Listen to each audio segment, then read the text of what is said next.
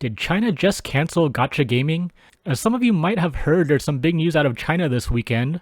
There's a new legislation proposal that has some pretty significant implications for the gaming market. Now, details are pretty sparse since it's only a proposal for now, but what we do know is that its drafted law does affect certain functions that are common in many games today.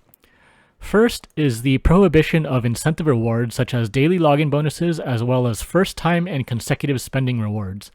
Daily login bonuses are pretty self-explanatory, but it seems this also affects the bonuses you get for spending, such as the one-time double currency bonuses that we see in games like Genshin Impact and Honkai Star Rail. Second is a restriction on virtual item trading. Things like allowing the buying and selling of virtual items through auctions will also be prohibited. Third is the implementation of spending limits. Right now, many free-to-play games are virtually uncapped in the amount of money a single player can spend. This proposal seeks to limit the practice and put a cap on individual spending amounts. While this doesn't seem to affect 99% of the game's player base on the surface, this may actually be the most significant restriction that we may see, and I'll explain why in just a bit. But fourth is stricter controls on access and playtime for minors. This seems to be an extension on a 2021 law that required games in China to limit access to minors during certain times and for certain durations. And last of the major features of this new law include anti-addiction measures. This is pretty vague, but it seems to be an extension of things like daily login bonuses and spending incentives. It may also target gacha and loot box mechanics that are seen by the Chinese government as cultivating gambling addiction. And they're not entirely wrong in that regard. China also seems to be pretty serious about combating excessive spending and addiction in the gaming industry. Whether or not these proposals will achieve the intended effects is to be seen, but there are some causes for concern, especially if you're a free-to-play player or a light spender in any gacha games with Chinese developers. If you're not familiar with the business models of gacha and free-to-play games, generally a company will generate most of their revenue from a very small portion of the player base. These high rollers are often dubbed whales by their respective communities, but in games like Genshin Impact and Honkai Star Rail, the biggest spenders are more akin to leviathans, sometimes dropping 6 figures or more to power up their favorite waifus and husbandos.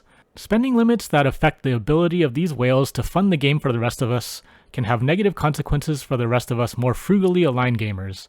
If the whale revenue is, let's say, cut in half, and it could potentially be reduced even more depending on how a spending limit would be implemented, game developers will need to find ways to monetize their game through the remaining 99% of the player base. Do you think developers will really be okay with suddenly losing a huge chunk of their revenue?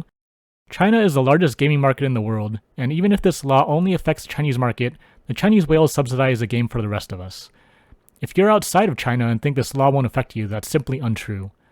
While you may not see the effects immediately or notice its consequences directly, we may see changes in how companies monetize their games in the future to comply with this new law.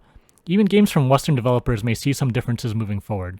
Similar to the car market, it's easier to just have one model that complies with the strictest regulations than to design a model for each and every single regional market. This is more true for smaller, less successful games, since not every game can afford a development team the size of that of Genshin Impact. So how might a developer choose to increase monetization among the remaining 99% of its player base?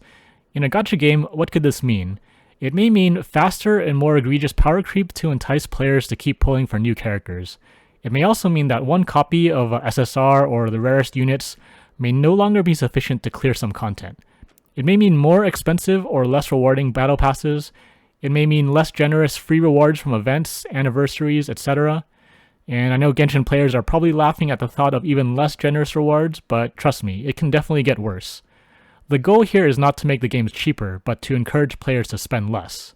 Games like Genshin Impact and Honkai Star Rail are very high quality games that require a lot of development resources, but are free because of the business model, in the way that whales essentially pay for the rest of us. And for a lot of people, this is the only way that they can experience a AAA quality type game. Not everyone can afford to drop $60 on a single game, so while the F2P model can be predatory at times, it does make games more accessible to a wider player base when compared to the traditional model of selling a game for a one-time fee. Without the Chinese whale revenue stream to count on, it's unclear how viable free-to-play gacha games will be in the future. Shares in Chinese gaming giants like Tencent and NetEase have plummeted on this news, with lower expectations for future profits from gaming. So this law is clearly going to have an impact if implemented. It's just wiped billions of dollars off of the valuations of some of the biggest gaming companies on the planet literally overnight. So will games coming out of China become more pay to win or at least more pay to play? Only time will tell. Now, keep in mind that these regulations are simply a proposal at the moment, but China does have a track record of imposing restrictive measures on games sold within their country. As for me, I'm still conducting research onto these proposals and what it means. The lack of details is to be expected since we just got news of this the other day and nothing's been set in stone as of yet. But if you guys want to stay up to date with this news and other gacha gaming, I normally cover Honkai Star Rail and maybe some other games that I play like Genshin or Reverse 1999. So if you like any of those games, feel free to subscribe and thank you for watching. See you guys in the next video.